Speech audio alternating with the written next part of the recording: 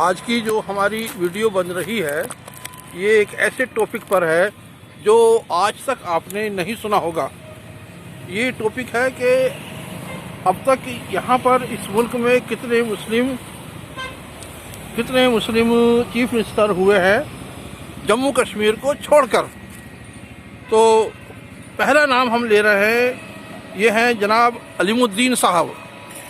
علیم الدین صاحب منی پور میں چیف منسٹر رہے ہیں اور انہوں نے بڑی کامیابی کے ساتھ وہاں پر کئی ٹرم میں چیف منسٹر کا عہدہ سنبھالا اور اس کے ذمہ داریوں کو بڑی خوبی کے ساتھ انجام دیا ہے۔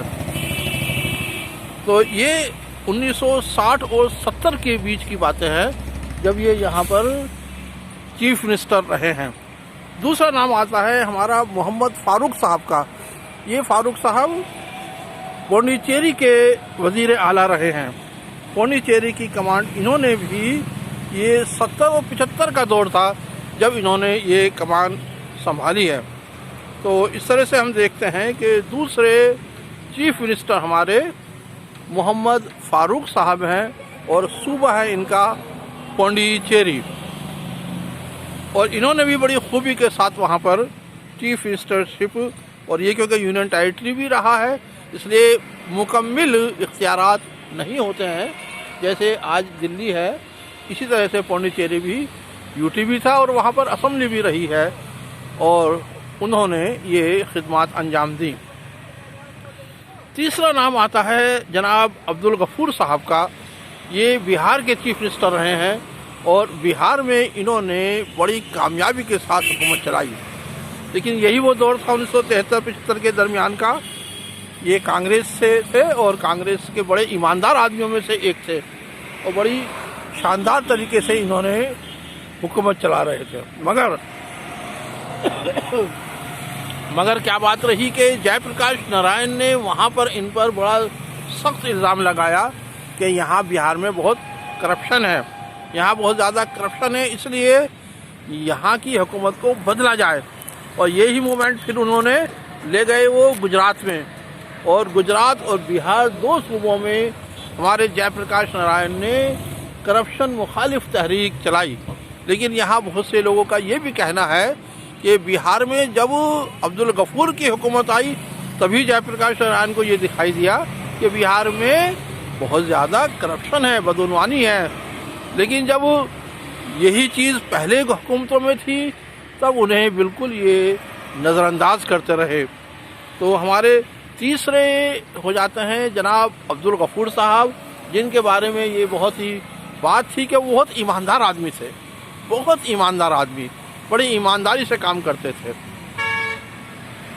لیکن بہرحال وہ زیادہ وقت تک نہیں رہے اور ہٹا دیے گئے یا ہٹ گئے، یا وہاں پر جو موومنٹ چلا پورا ایک تحریک چلی جو بعد میں اندرا گاندھی کے خلاف ہوئی، اور اسی کے بعد میں ایمرجنسی لگائی گئی اور پھر دوسرا دور ایمرجنسی کا دور شروع ہو جاتا ہے۔ اس کے بعد چوتھے نمبر پر آتے ہیں ہمارے عبد الرحمان انتولے۔ یہ مہاراشٹر کے وزیر اعلیٰ بنائے گئے۔ مہاراشٹر میں انہوں نے بہت اچھی حکومت چلائی اور یہ بھی کانگریس پارٹی ہی سے تھے، اور کانگریس پارٹی نے ان کو اپنا نمائندہ بنایا اور میجورٹی تھی، لیکن انہوں نے بھی ایک معاملے میں ایک ایسا ٹرسٹ بنایا جس پر مخالف پارٹیوں نے ان کو گھیرنا شروع کر دیا، اور اس طرح سے بعد میں ان کی حکومت چلی گئی۔ یہ بھی 1975 اور 80 کے درمیان ہی رہے ہیں مہاراشٹر میں۔ تو عبد الرحمان انتولے بہت ہی کانگریس کے مخلص آدمی تھے، کانگریس کے بہت بڑے ورکر تھے، اور اندرا گاندھی کے خاندان سے بہت ہی قربت رکھتے تھے۔ تو اس طرح سے ہم دیکھتے ہیں کہ یہ کانگریس کے جو تھے بہت بڑے حمایتی تھے، اور یہ وزیر اعلیٰ کے عہدے پر رہے اور بہت دن تک رہے۔ اس کے بعد میں آ جاتے ہیں برکت اللہ خان۔ یہ راجستھان سے تھے، اور راجستھان میں انہوں نے بڑی کامیابی کے ساتھ، راجستھان جیسے صوبوں میں جہاں پر کی صرف 10% ہی مسلم آبادی ہے، لیکن ان کی ایمانداری، ان کی خوش اخلاقی اور ان کے اخلاص کو دیکھ کر اندرا گاندھی نے ان کو وزیر اعلیٰ کے لیے منتخب کیا، تو برکت اللہ خان اور بڑی کامیابی کے ساتھ انہوں نے کئی سال تک حکومت چلائی اور یہ ایک کامیاب وزیر اعلیٰ کی حیثیت سے راجستھان میں سمجھے جاتے ہیں۔ اس کے بعد میں آ جاتا ہے ایک اور صوبہ جہاں ایک مسلمان کو اس بات کی ذمہ داری دی گئی کہ وہ حکومت چلائے، اور یہ صوبہ ہے کیرالہ، جسے ہم خیر اللہ بھی کہہ دیتے ہیں۔ تو کیرالہ میں محمد کویا مسلم لیگ، انڈین یونین مسلم لیگ کے یہ سیکرٹری تھے، اور انہوں نے وہاں پر جب سبھی پارٹیوں کو یونائٹڈ ڈیموکریٹک فرنٹ نے حمایت دینی بند کر دی تو محمد کویا صاحب کا نمبر آیا کہ ان کے بھی 17-18 MLA ہوتے ہیں وہاں کی اسمبلی میں، 140 کی اسمبلی ہے، تو اس طرح سے ان کو موقع ملا اور انہوں نے حکومت چلائی۔ حالانکہ یہ حکومت بہت زیادہ دنوں تک نہیں چل پائی، یہ 2-4 مہینے 5 مہینے ہی چل پائی، تو پھر بعد میں الیکشن کا دور آ گیا اور اس طرح سے ان کی حکومت گر گئی۔ اس کے بعد میں 7واں نام آ جاتا ہے انورا تیمور کا۔ یہ آسام سے تھی، اور آسام میں انہوں نے وہ دور تھا جب وہاں پر بنگلہ دیشیوں کی مخالفت میں ایک بڑا زبردست موومنٹ، وہاں کی تحریک آسام گن پریشد اور آل آسام اسٹوڈنٹس یونین چلا رہے تھے۔ اس تحریک میں بھی کے باوجود انورا تیمور پر مرکزی کانگریسی قیادت نے بہت بھروسہ کیا اور ان کو وہاں پر وزیر اعلیٰ کا کمان سونپ دی گئی، اور انورا تیمور جن کا ابھی تھوڑے دن پہلے ہی 2-1 مہینے پہلے ہی انتقال ہوا ہے، وہ وہاں پر انہوں نے اپنی حکومت بنائی اور بڑی کامیابی کے ساتھ حکومت ایسے وقت میں چلائی جبکہ آسام چاروں طرف سے پریشانیوں میں گھرا ہوا تھا، فساد ہو رہے تھے، نیلی جیسا زبردست اور خطرناک فساد یہ ان سے پہلے کے دور میں ہو چکا تھا 1980 میں، جو ایک کلنک ہے بھارت کی جمہوریت کے نام پر۔ کس طرح سے لوگوں نے وہاں پر انسانیت کا ننگا ناچ کیا تھا اور معصوم لوگوں کو ان سے ان کی جانوں کو چھین لیا گیا تھا۔ تو یہ انورا تیمور ہماری 7ویں ایسی وزیر اعلیٰ ہے جو آسام میں رہی ہیں۔ اس کے علاوہ ہم دیکھتے ہیں کہ جموں کشمیر ایک ایسا صوبہ ہے جس میں ہمیشہ سے ہی ایک مسلمان وزیر اعلیٰ رہا ہے۔ جیسے ہی ملک کی آزادی ملی اسی وقت سے یہاں پر 1953 تک شیخ عبداللہ، جنہیں شیر کشمیر بھی کہتے ہیں، شیخ عبداللہ یہاں رہے، جنہوں نے دستور پر دستخط کیے تھے اور جو کانگریس کے اور گاندھی جی کے بہت بڑے حمایتی تھے۔ اس کے بعد میں شیخ عبداللہ کے بعد میں وہاں پر غلام محمد بخشی کا نام آتا ہے، جو 1965-66 کے دوران میں تھے۔ 1953 میں شیخ عبداللہ کو ہٹا دیا گیا اور اس کے بعد میں کئی لوگ وہاں پر وزیر اعلیٰ بنے۔ اس میں غلام محمد بخشی بھی آ جاتے ہیں اور پھر میر قاسم آ جاتے ہیں۔ اس کے بعد میں 73 میں دوبارہ سے 72-73 میں دوبارہ سے شیخ عبداللہ کی جماعت سے سمجھوتا ہوتا ہے۔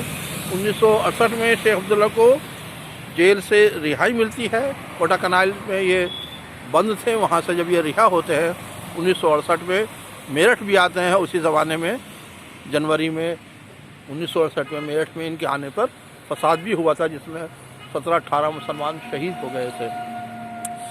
تو شیخ عبداللہ کو کمان سنبھالی گئی 1970 71-72 کے آس پاس میں، اور شیخ عبداللہ بہت دن تک پھر حکومت کرتے رہے۔ اس کے بعد میں ان کا بیٹے آ جاتے ہیں، فاروق عبداللہ آ جاتے ہیں، پھر فاروق عبداللہ کے بیٹے بھی آ جاتے ہیں عمر عبداللہ، وہ بھی وزیر اعلیٰ بنتے ہیں۔ اسی بیچ میں غلام نبی آزاد بھی آ جاتے ہیں، انہوں نے بھی اس صوبے کی کمان سنبھالی۔ تو اس طرح سے ہم دیکھتے ہیں کہ کافی دنوں تک کون کون سے لوگ یہاں پر ہمارے ملک میں کانگریس نے ان لوگوں پر بھروسہ کیا، ان لوگوں کو کمان دی، اور ان لوگوں نے بڑی مضبوطی کے ساتھ، پائیداری کے ساتھ، اخلاص کے ساتھ، محبت کے ساتھ، جگانگت کے ساتھ میں یہ خدمت انجام دی۔ ان سب لوگوں کو ہمارے نئے لوگ بالکل نہیں جانتے ہیں، اس لیے ہم نے اس ویڈیو کو بنایا ہے تاکہ ہماری نئی نسل یہ جانے کہ کس طریقے سے کیسے کیسے ہمارے یہاں پر مسلمان وزیر اعلیٰ بھی بن سکتے ہیں اور بن چکے ہیں۔ اب کیا وجہ تھی کہ محمد اعظم خان کو یو پی میں نہیں بنایا گیا، یہ سوچا جا سکتا ہے، جبکہ اس نے بہت بڑی خدمت وہ کرتے آ رہے تھے سماجوادی پارٹی میں۔ خیر ایسے بہت سارے عنوانات ہیں کہ کس کس صوبے میں کون کون تھا۔ ہریانہ میں خورشید احمد اور چودھری طیب حسین تھے، راجستھان میں چودھری طیب حسین چلے گئے تھے، پر وہ معمولی وزارتوں میں رہے۔ تو ہم سمجھتے ہیں کہ یہ بہت کام کی اور بہت ہی آپ کو جنرل نالج دینے والی ویڈیو ہے، اس کو آپ دیکھیے گا، اس کو سمجھیے گا، اور مایوسی کی ضرورت نہیں ہے۔ اگر ہم ہمت رکھتے ہیں، ہم اپنے اندر ایک آرگنائزیشن کی کیپیسٹی رکھتے ہیں، تو کیسے بھی حالات ہوں ہم قیادت کو سنبھال سکتے ہیں۔ اس لیے ہم نوجوانوں سے کہتے ہیں کہ وہ اپنے کو منظم کریں، قیادت سنبھالیں اور ہر جگہ آرگنائز ہوں اور محنت کریں۔ جو بھی اگر پڑھائی کر رہے ہیں تو پڑھائی کریں، اور اگر کام کر رہا کاروبار میں ہے تو کاروبار کریں۔ وآخر دعوانا ان الحمدللہ رب العالمین۔ ہمارے چینل کو سبسکرائب کیجیے گا، زیادہ سے زیادہ سبسکرائب کیجیے گا تاکہ ہماری ہمت بڑھتی رہے۔ وآخر دعوانا الحمدللہ رب العالمین۔